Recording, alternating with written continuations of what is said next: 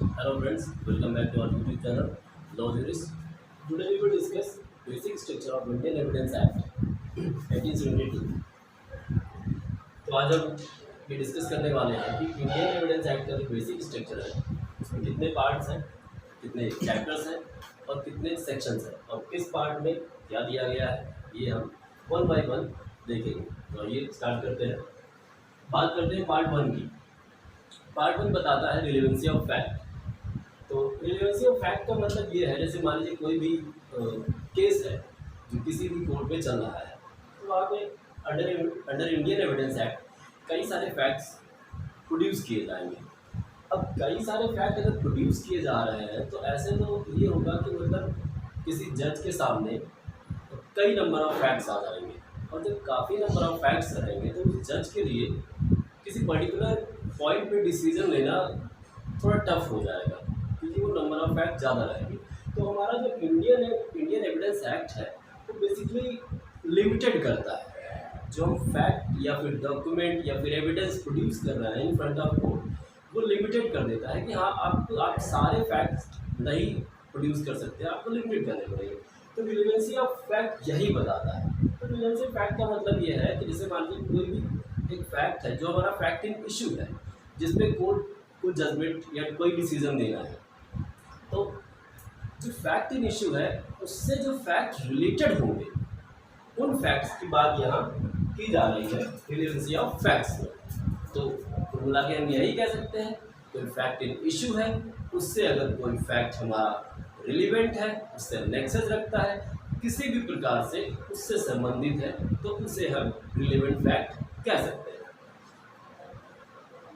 तो ये हो गया। अब चैप्टर वन हमारा बताता है प्रीलिमिनरी, उसमें सेक्शन 1 to 3 हमने डील किया है जिसमें शॉर्ट टाइटल है और सेकंड सेक्शन हमारा रिपील हो चुका है और थर्ड सेक्शन हमें बताता है इंटरप्रिटेशन क्लॉज, जिसमें कई सारी डिफिनेशन दी गई है जिसे हम अपनी अगली लेक्चर सीरीज में अगले लेक्चर में डील करेंगे। ठीक है। चैप्टर थर्ड है हमारा of the relevancy of facts, जो हमें सेक्शन 5 to 55 बताता है। इसमें हम देखते हैं सबसे पहले बात आती है एडमिशन की। एडमिशन बेसिकली जैसे मान लीजिए कि कोर्ट में कोई केस चल रहा है और दो पार्टीज होती हैं, प्रोसिक्यूशन होता है, डिफेंस होता है, उनकी तरफ से कई सारे विटनेसेस प्रोड्यूस किए जाते हैं जो अपने अपने फैक्ट देते हैं। अगर किसी भी एक इंडिविजुअल ने कोई अपना फैक्ट प्रोड्यूस कर रहा है और वो एडमिट करने लायक है, अगर कोर्ट उसे एडमिट कर देती है, एडमिट मतलब कोर्ट के द्वारा उसे एक्सेप्ट कर लिया जाता, तो वो एडमिशन हो जाता है। दूसरा है statement by person who can not be called as witness. अब कोई केस है तो उसके लिए विटनेसेस की जरूरत तो होगी क्योंकि बिना विटनेसेस के हम कोई केस कंप्लीट कर ही नहीं सकते। तो यहाँ पे कह रहा है statements by person who can not be called as witnesses. तो यहाँ पे बात आती है जैसे मान लीजिए कि कोई डेड पर्सन है, जहाँ हम section 32 of Indian evidence act में डील करते हैं डाइंग डिक्लेरेशन को।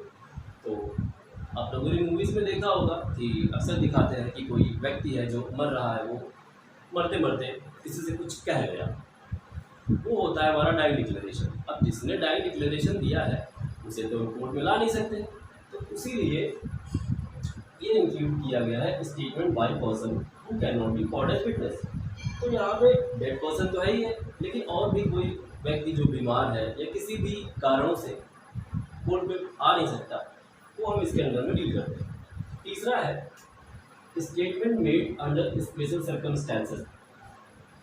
चौथा है how much of a statement is to be prove. अब यहाँ पे है statement made under special circumstances.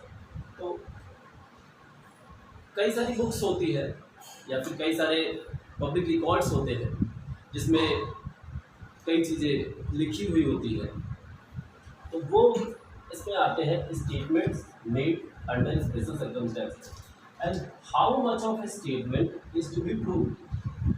How much of a statement is to be proved। ठीक, जैसा कि आपने देखा होगा अक्सर फिल्मों में दिखाते हैं कि जब कोई विटनेस आता है और अपना स्टेटमेंट देता है तो अपने स्टेटमेंट में कई सारी बातें बताता है। तो अब सारी बातें तो प्रूव करने लायक होती नहीं है, तो यहाँ पे है how much of a statement is to be prove. अगर किसी विटनेस ने कोई स्टेटमेंट दिया है तो उसका कितना स्टेटमेंट प्रूव किया जाना है और कितना स्टेटमेंट प्रूव नहीं किया जाना है। फिर है judgments of courts of justice when relevant. Judgment of courts of justice when relevant. काफ़ी सारे केसेस होते हैं जो पहले कोर्ट्स के द्वारा डिसाइड कर दिए जाते हैं और बाद में अगर कोई केस आता है और वो पहले डिसाइडेड केस से कोई भी नेक्सस या किसी भी प्रकार का संबंध रखता है तो वो इसके अंडर में आ जाएगा judgements of courts of justice when relevant. तो अगर दो केस है वो आपस में रिलेटेड है या किसी भी प्रकार का नेक्सस रखते हैं वो, तो उस प्रीवियस जजमेंट का जो भी डिसीजन है उसको हम प्रेजेंट केस से रिलेवेंट कर सकते हैं। फिर है opinion of third person when relevant. Opinion of third person when relevant. Third person मतलब यहाँ पे वो हो गया जो केस का पार्टी नहीं है, उसके ओपिनियंस कब रिलेवेंट होंगे। तो हम एविडेंस में देखते हैं कि हमारे पास डिफरेंट टाइप ऑफ एविडेंस होते हैं, जैसे डॉक्यूमेंट्री एविडेंस, इलेक्ट्रॉनिक एविडेंस।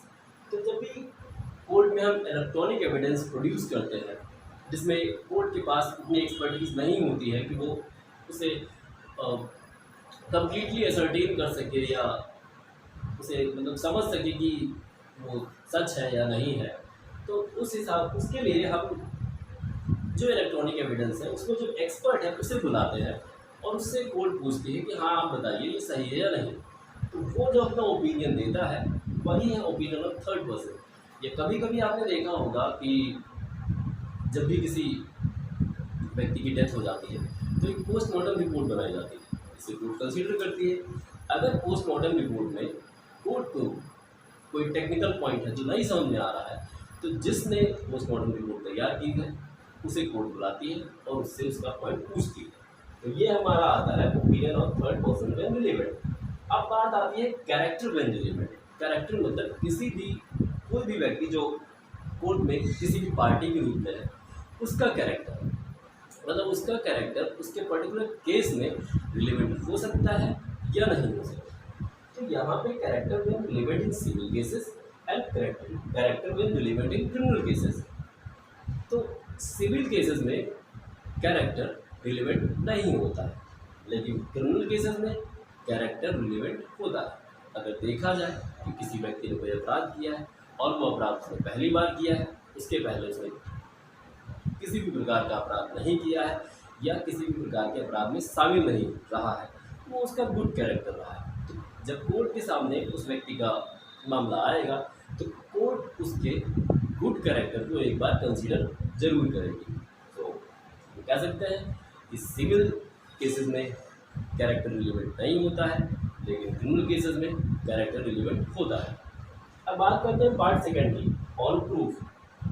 जब हम एविडेंस प्रोड्यूस करेंगे कोर्ट के सामने तो हमें उन्हें प्रूफ भी करना होगा, क्योंकि बिना प्रूफ किए तो आगे ट्रायल बढ़ेगा ही नहीं। अब इसमें चैप्टर 3 कहता है facts which need not be prove. ऐसे फैक्ट्स जिन्हें प्रूव करने की जरूरत ही नहीं। ये हमारा डील करता है section 56 to section 58। Chapter 4 of oral evidence. Oral evidence 59 to 60.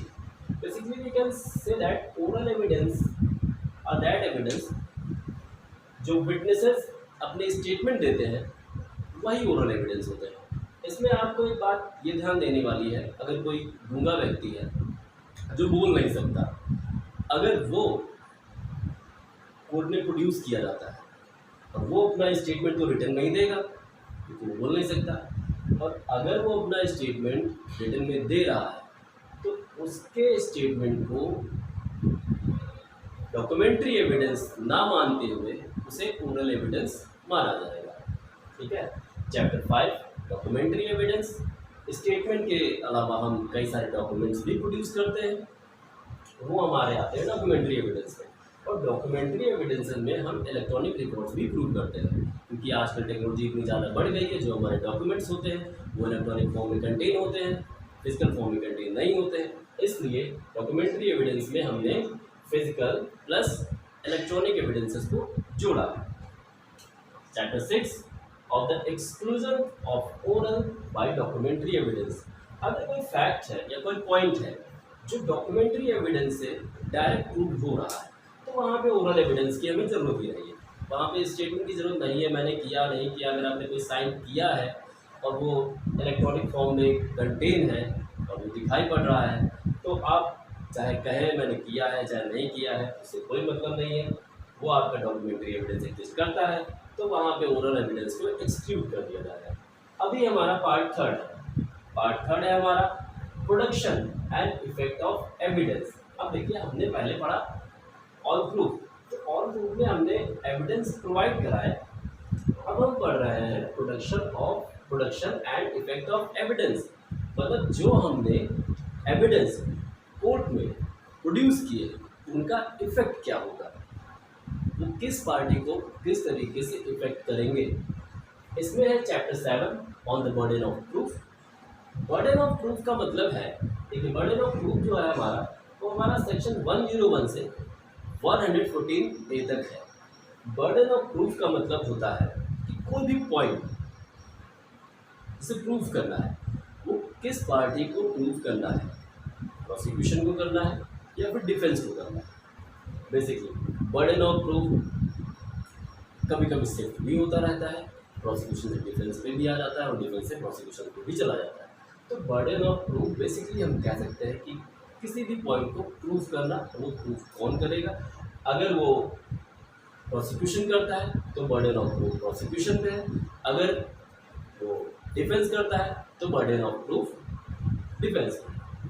Chapter 8 stopper, section 115 to 117। ये जो चैप्टर 8 है, ये हमारे इंडियन एविडेंस एक्ट का सब्सटेंटिव पार्ट है। स्टॉपर बेसिकली हमें ये बताता है कि मान लीजिए अगर आपने कोर्ट में कोई भी स्टेटमेंट दिया और कोर्ट ने उसे एज ए ट्रूथ एक्सेप्ट कर लिया, तो बाद में आप उस स्टेटमेंट से पीछे नहीं हट सकते। या फिर आपने किसी एक इंडिविजुअल से कोई भी स्टेटमेंट कहा और उस इंडिविजुअल ने उस स्टेटमेंट पर भरोसा करके उस पर कोई एक्ट कर लिया या कोई ओमिशन कर लिया, तब भी आप उस अपने स्टेटमेंट से पीछे नहीं हट सकते। तो हम कह सकते हैं कि स्टॉपर हमारा सब्सटेंटिव पार्ट है, जो हमें बताता है कि बेसिकली अगर आपने कोई स्टेटमेंट कहा है, उसे कोर्ट ने एक्सेप्ट कर लिया है या किसी पर्टिकुलर इंडिविजुअल ने उस पर भरोसा कर लिया है और उस पर कोई एक्ट किया है या ओमिशन किया है, तो आप उस स्टेटमेंट से पीछे नहीं हट सकते। Chapter 9 witnesses, section 118 to 134 witnesses. अब जब कोई केस चलता है तो उसमें एविडेंस तो प्रोड्यूस होते ही हैं, ओरल डॉक्यूमेंट्री काफ़ी सारे एविडेंस प्रोड्यूस होते हैं, लेकिन जो मेन पार्ट जो प्ले करते हैं वो होते हैं हमारे विटनेसेस। टाइप्स ऑफ विटनेसेस भी होते हैं जो हम आगे अपनी सीरीज में डील करेंगे। Chapter 10 of the examination of witnesses, section 135 to section 166। Examination means basically दो पार्टीज अपने अपने विटनेसेस प्रोड्यूस करती हैं। तो पहले तो जो पार्टी अपना विटनेस प्रोड्यूस कर रही है उससे सवाल करती है, फिर जो अपोजिट पार्टी होती है वो भी उससे सवाल करती है। अब यहाँ पे लिखा है एग्जामिनेशन ऑफ विटनेसेस, इसका मतलब ये समझिए कि जैसे मान लीजिए कोई विटनेस आया, उसने कुछ कहा, तो उसने जो भी कहा कोर्ट उसे एज इट इज एक्सेप्ट नहीं करने वाली, उसका एग्जामिनेशन करना जरूरी है, क्योंकि ये जरूरी तो नहीं है कि जो विटनेस है वो सच ही बोल रहा हो। तो इसलिए उसका एग्जामिनेशन, विटनेस का एग्जामिनेशन होता है। जो पार्टी विटनेस को लाती है वो भी करती है और अपोजिट पार्टी जो होती है वो भी करती है। उसमें हम कहते हैं chief examination of witness, re examination of witness. Chapter 2 of improper admission, chapter 11 of improper admission and rejection of evidence, section 167 of improper admission and rejection of evidence. अगर ये चैप्टर हमें सिर्फ इतना बताता है कि अगर आप कोई इम्प्रॉपर एडमिशन देते हैं और कोई एविडेंस रिजेक्ट हो जाते हैं, इम्प्रॉपर एविडेंस देते हैं और आपके एविडेंस रिजेक्ट हो जाते हैं, तो उस पर कोई भी न्यू ट्रायल नहीं शुरू होने वाला है। आपको ये बात ध्यान देनी होगी कि अगर किसी ट्रायल में आपने कोई एडमिशन दिया, वो इम्प्रॉपर है और आपने एविडेंस दिए, वो रिजेक्ट हो गए, तो सिर्फ इम्प्रॉपर एडमिशन और रिजेक्शन ऑफ एविडेंस के बेस पे आपका न्यू ट्रायल नहीं शुरू होने वाला है। आज के लिए इतना ही। Thank you. हम अपनी अगली लेक्चर सीरीज में मिलेंगे।